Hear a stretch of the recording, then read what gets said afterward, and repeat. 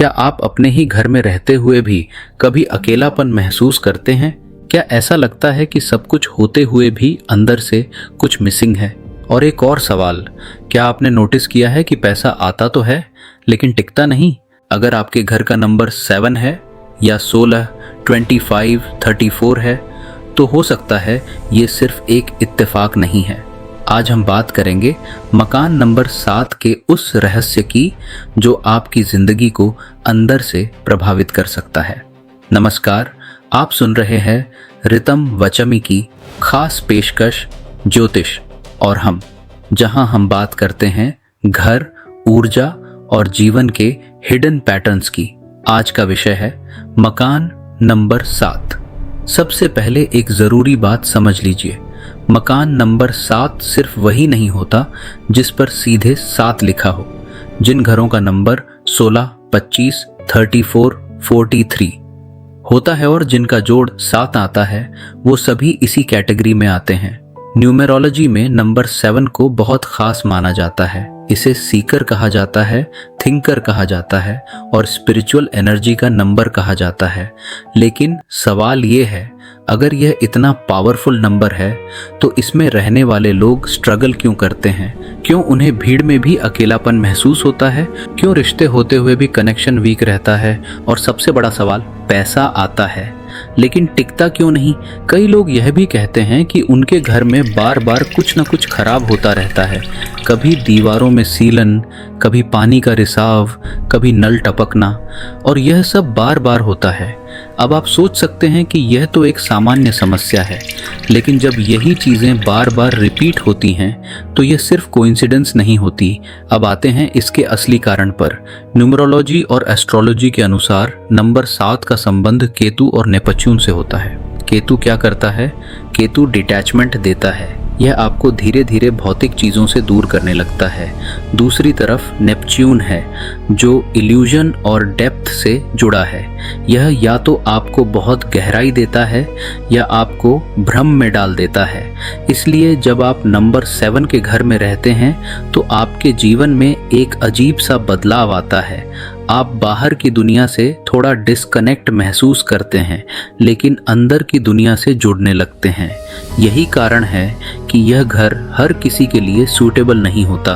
अगर आप सिर्फ पैसा कमाने, मटेरियल सक्सेस और फास्ट लाइफ के पीछे हैं तो यह घर आपको बार बार चैलेंज करेगा।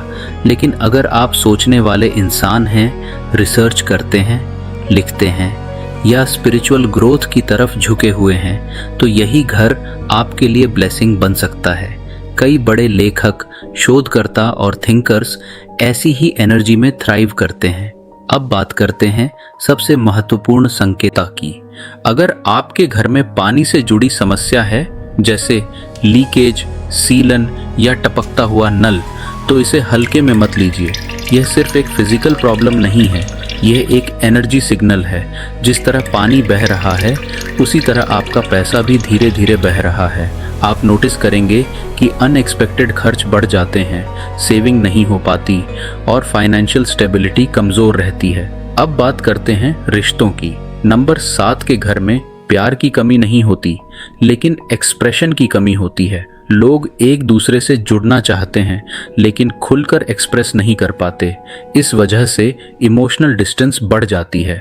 लोग एक ही घर में रहते हुए भी अलग अलग महसूस करते हैं। अब सबसे ज़रूरी सवाल, क्या इसका कोई समाधान है?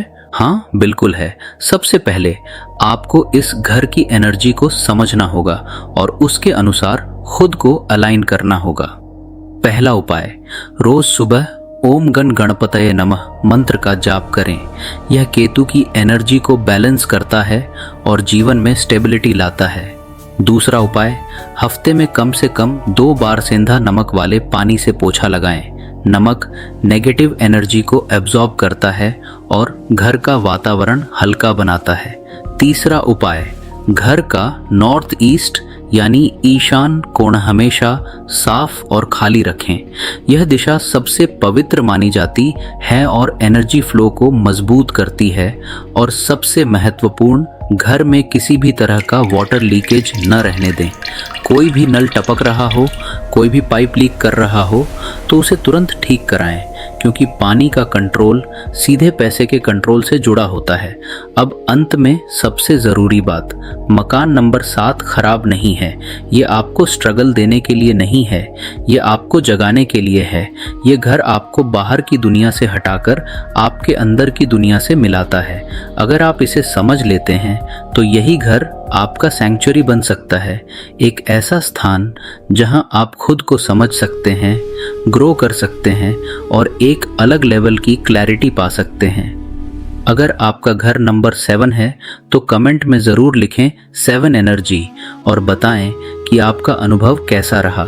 वीडियो पसंद आया हो तो लाइक करें, शेयर करें और सब्सक्राइब ज़रूर करें, क्योंकि अगली वीडियो में हम बात करेंगे मकान नंबर 8 की, जहां पावर भी है और प्रेशर भी। God bless you.